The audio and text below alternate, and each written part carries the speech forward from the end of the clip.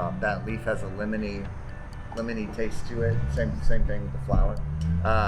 Sweet peppers, we'll run through those. Oregano, scallions, the purple basil. We're looking for 9, so those purple basil bunches might be a little bit smaller. And then lemongrass. I know we've done it before, but we can go through it again.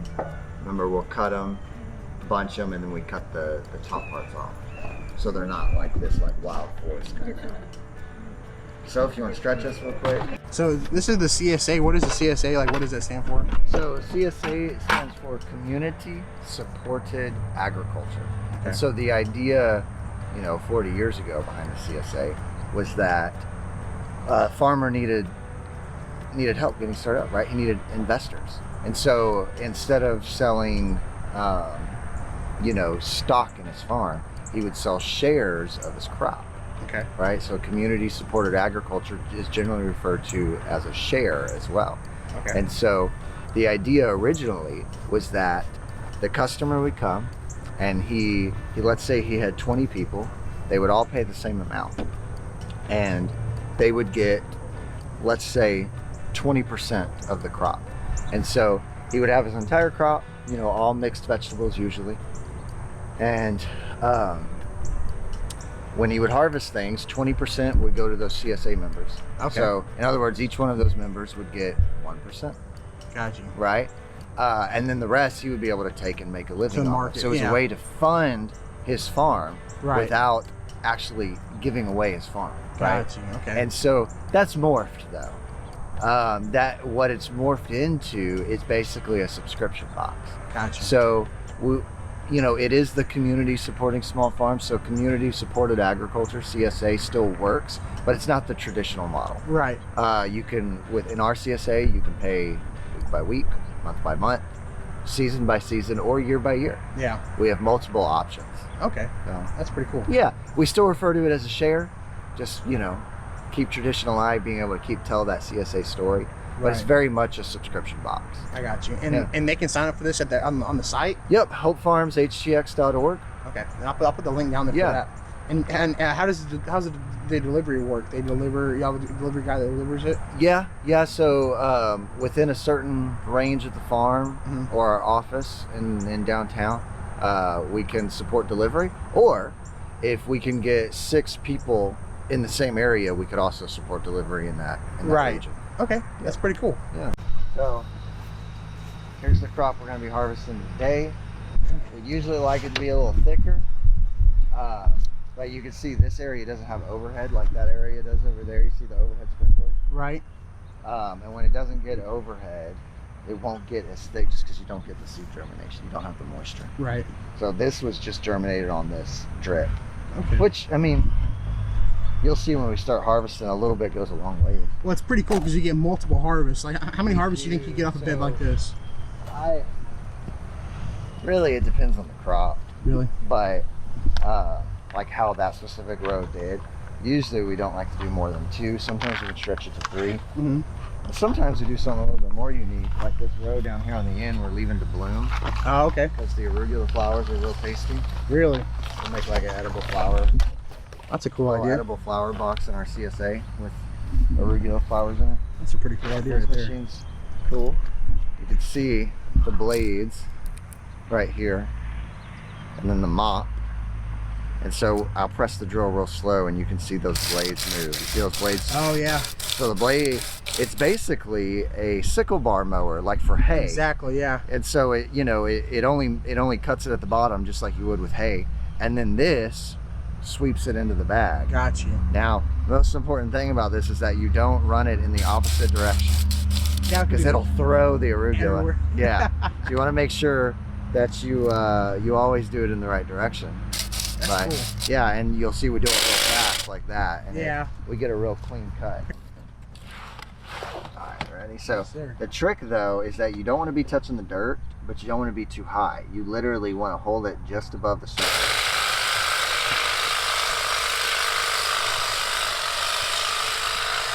You can see we can harvest. Wow. That's probably 3 bags of arugula.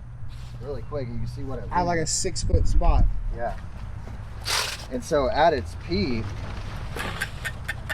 I mean, at its peak, this 40-foot row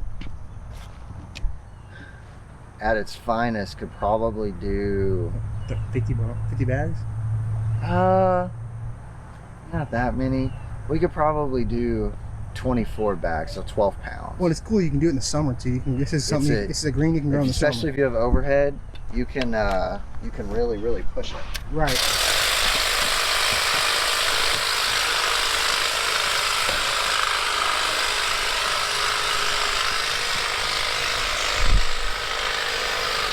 Every day. You can see what we cut there. Beautiful. And is this something like this, like arugula? Is it normally in salads, like when you buy them at the store? No, arugula is not. Usually arugula would be bought on its own. It's very spicy, not spicy, peppery. Mm-hmm. It's usually described as a bitter, peppery green. Okay. What is this over here? This is eggplant. Oh, that's eggplant. Yep. That's eggplant. Never grown eggplant before. Yeah, so really great summer crop. Let me find one. They kind of go through production phases, like they'll do a heavy fruiting, and then they'll kind of do this funny leaf drop and stuff, especially because we have this overhead that kind of hits it. It's not real good on the leaves. I see some green ones over there. Yeah, and then it'll do another heavy fruiting and then a leaf drop. So here's one that's about done. It's little. Yeah. Pull it. So yeah. So this is a green Asian eggplant. Oh, so it stays green? Yeah, it stays green. Oh, wow. Pick it in a range of sizes. And then we have this yellow tie here. That's extremely desirable. This is the best eggplant you'll ever eat here. Never had eggplant before. Called, really? Yeah, it's delicious. So you can take that home and just slice it and like saute it with a little olive oil and salt. Conky with like a zucchini or like a, everything. It's delicious, else. Man. Really? Mm-hmm. This is called yellow tie, and it's awesome. It's a good eggplant. Wow. Yep. These are all heat tolerant. Yeah, plants. almost all eggplant is, man, it just trucks along. Really? Yep. That's awesome. The heat don't bother. It doesn't look like it takes up that much space either. They don't. In the field, we have to box trellis them. Because you can see they're real leggy.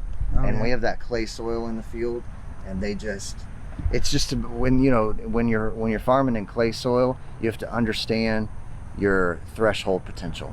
So understanding the capabilities of your soil and trying to adapt to that instead of trying to force something that'll never be. I got you.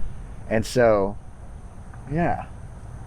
But yeah, it's a good eggplant. And those go in your boxes. Yep. These will go in the CSAs today. That's awesome. Look at this blueberry orchard, though, man.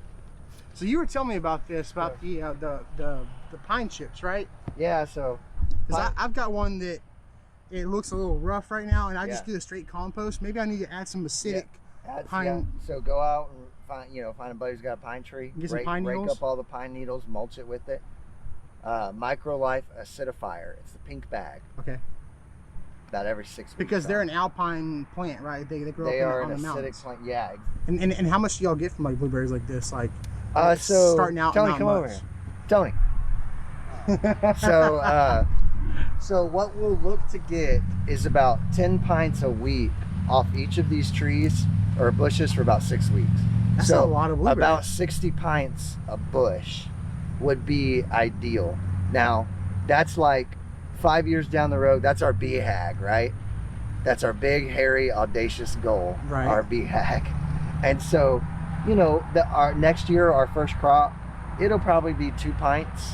Maybe a pint or 2 a week off each bush. That's still a lot of blueberries. We're gonna be in the blueberry game. I have not gotten that many blueberries, and I've had mine for 2 years now, and it's about twice as tall as that. We have a secret. I mean, once we put them in the ground, before we put them in the ground, we had a pretty good harvest. Don't be telling secrets on camera. Yes. But we're not gonna tell the secret. The idea is that, like, we're a mobile wash station, right? So right. You just kind of create these efficiencies, and hopefully one day we'll grow up and we'll get all that insulated and we'll be completely in there. Have sinks set up. Big front porch where you can wash your root vegetables outside. Right. But until we grow up, this is.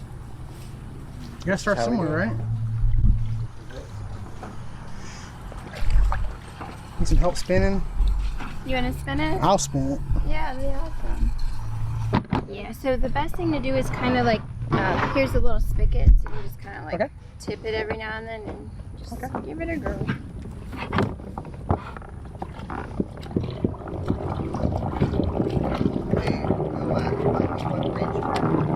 What's that?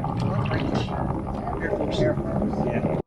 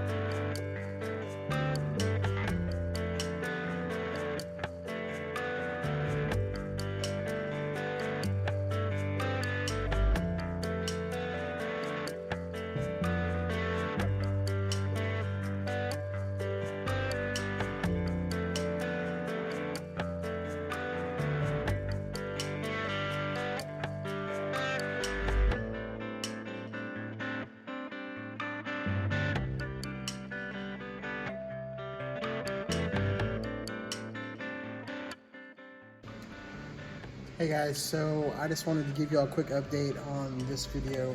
I actually lost some footage I thought I pushed record, but I didn't push record on the unboxing of the bags. But I will be doing a CSA box unboxing and a clean catch and cook in the future. So sorry about that. Thank you guys so much. Everybody at Hope Farms was so welcoming and so helpful whenever I was there. I love being there, and I'll be back. So just like I said, sorry that I didn't get the actual CSA box, but you kind of get the gist of it, and we will do those in the future.